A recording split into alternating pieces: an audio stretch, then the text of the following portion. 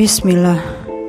Jika Anda yang tetap setia mengikuti video saya di bagian pertama dan kedua, dan Anda tetap istiqomah menyaksikan kembali video saya di bagian ketiga, percayalah, Anda adalah orang yang Allah pilih, karena apa yang saya sampaikan adalah kebenaran, adalah perkara yang hak di akhir zaman, yang tidak semua orang bisa mendapatkannya.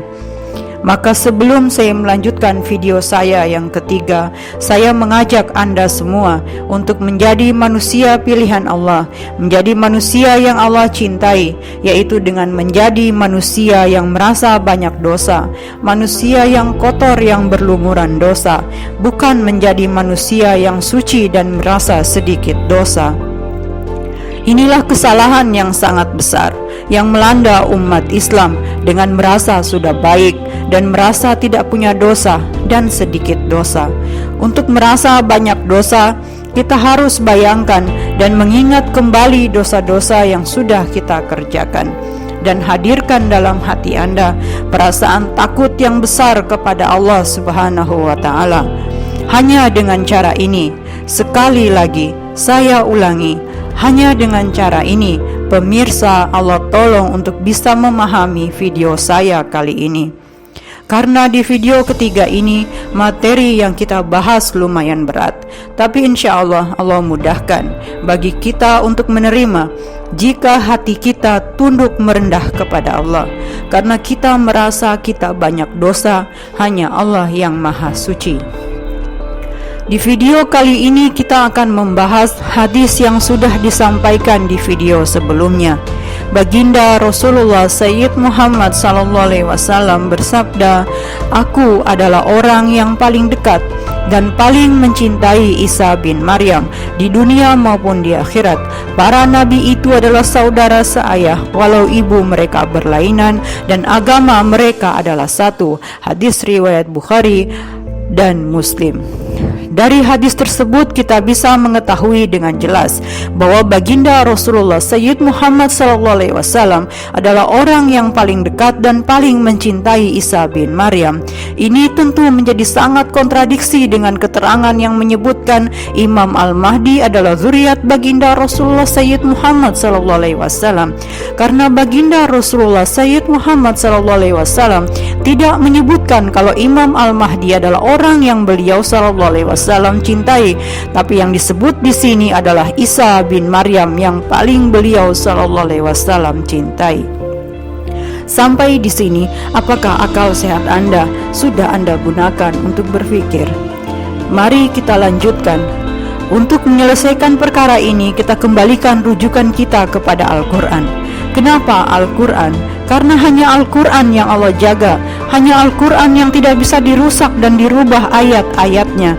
Allah berfirman dalam Quran surat Al-Hijr ayat 9, "Sungguh Allah telah menurunkan Al-Quran dan Allah pula yang benar-benar akan menjaganya."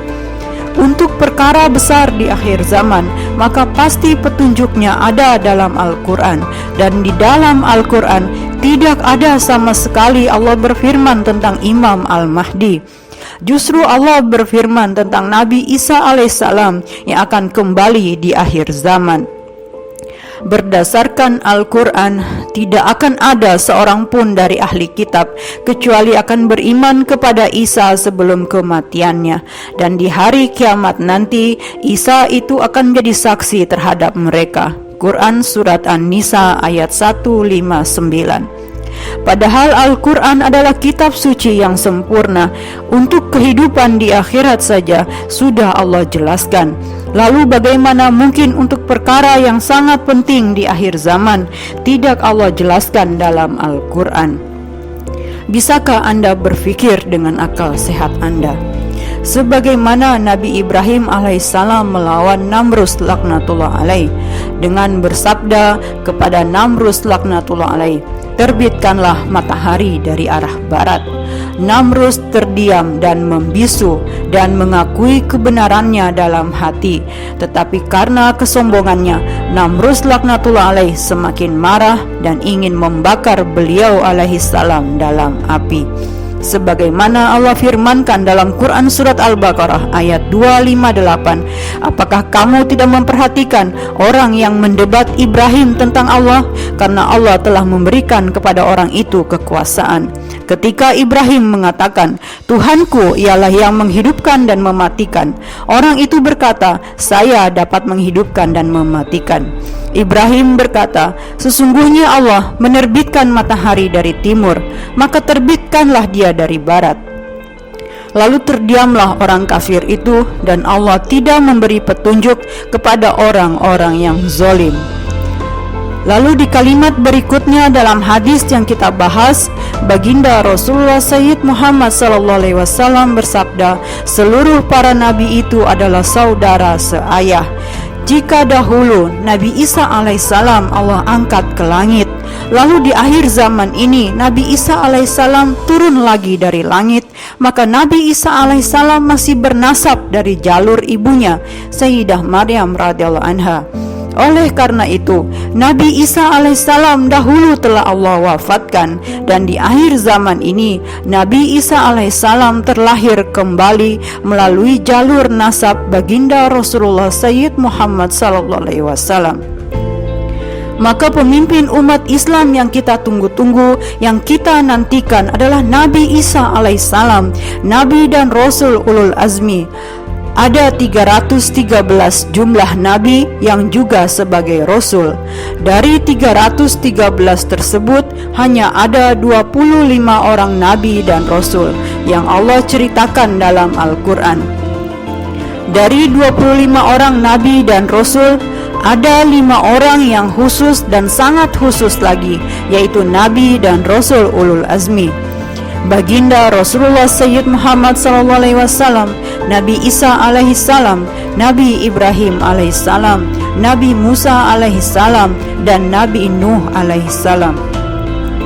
Jadi Anda bisa bayangkan bagaimana mulianya derajat Nabi Isa alaihissalam di sisi Allah. Allah berfirman dalam Al-Quran surat Maryam ayat 30, 31, 32 dan 33. Dan Isa berkata, sesungguhnya aku hamba Allah. Allah memberiku kitab Injil, dan Allah menjadikan aku seorang nabi, dan Allah menjadikan aku seorang yang diberkahi di mana saja aku berada. Dan Allah memerintahkan kepadaku melaksanakan sholat dan menunaikan zakat selama aku hidup, dan berbakti kepada ibuku. Dan Allah tidak menjadikan aku seorang yang sombong lagi celaka. Dan kesejahteraan semoga dilimpahkan kepadaku pada hari kelahiranku, pada hari wafatku, dan pada hari aku dibangkitkan hidup kembali. Dari ayat Al-Quran tersebut kita bisa melihat dengan jelas, jika Allah sangat memuliakan derajat Nabi Isa alaihissalam, maka sangat tidak adab, sangat tidak pantas jika kita meremehkan Nabi Isa alaihissalam dengan perkataan mungkar, bahwa Nabi Isa alaihissalam akan menjadi makmum, menjadi pengikut Imam Mahdi. Padahal di Al-Quran tidak ada satupun Allah berfirman tentang Imam Mahdi. Itulah kepalsuan yang dibuat oleh Dajjal laknatullah alaih, supaya kita kerjakan dosa yang sangat besar, meremehkan Nabi dan Rasul Allah yang Allah muliakan, yang derajatnya sangat khusus di sisi Allah. Nabi dan Rasul ulul azmi, Nabi dan Rasul yang Allah beri gelar Ruhullah. Karena kita melakukan dosa yang sangat besar di sisi Allah, meremehkan, merendahkan Nabi Isa alaihissalam dengan mengatakan Nabi Isa alaihissalam yang akan menjadi makmum, menjadi pengikut Imam Mahdi, maka Allah cabut iman kita di dalam hati. Karena beriman kepada Nabi dan Rasul adalah rukun iman. Cacat rukun iman kita, maka kafirlah kita di sisi Allah, walaupun KTP kita tertulis agama kita Islam. Dalam kisah Nabi Musa alaihissalam, tukang sihir yang awalnya menjadi musuh Nabi Musa alaihissalam, Allah berikan hidayah untuk beriman kepada Allah, karena tukang sihir itu adab kepada Nabi Musa alaihissalam, sebagaimana Allah ceritakan dalam Al-Quran surat Toha ayat 65. Dan akhirnya mereka beriman kepada Allah, walaupun dengan resiko dibunuh dan dipotong kaki dan tangannya bersilangan supaya mereka keluar dari Islam. Jika tukang sihir saja Allah jadikan mereka beriman karena mereka adab kepada Nabi Musa alaihissalam, maka sebaliknya kita yang mengaku Islam karena tidak adab kepada Nabi Isa alaihissalam, maka Allah cabut iman kita. Jadilah kita orang Islam yang tidak punya iman, alias munafik, alias kafir. Maka di akhir zaman ini yang tersisa adalah dua golongan, golongan orang beriman tanpa kemunafikan dan golongan orang munafik tanpa keimanan. Golongan orang beriman akan menjadi pengikut Nabi Isa alaihissalam dan golongan orang munafik akan menjadi pengikut Imam Mahdi palsu, juru selamat palsu, Dajjal laknatullah alaih. Jika Anda masih kesulitan memahami video ini, ulangi lagi dan ulangi lagi. Bodohkan diri Anda, kosongkan diri Anda.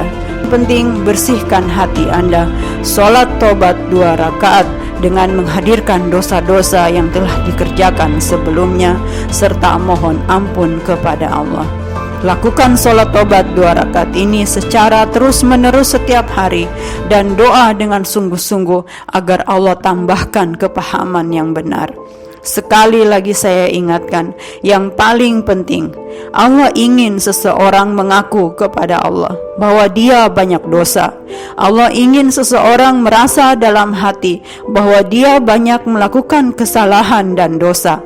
Karena dosa yang sangat besar di sisi Allah adalah ketika seseorang merasa tidak punya dosa, atau dia merasa dosa dia sedikit, atau dia terlalu percaya diri dosa dia sudah diampuni Allah, sehingga dia kehilangan rasa takut akan dosa-dosanya pada Allah di dalam hatinya.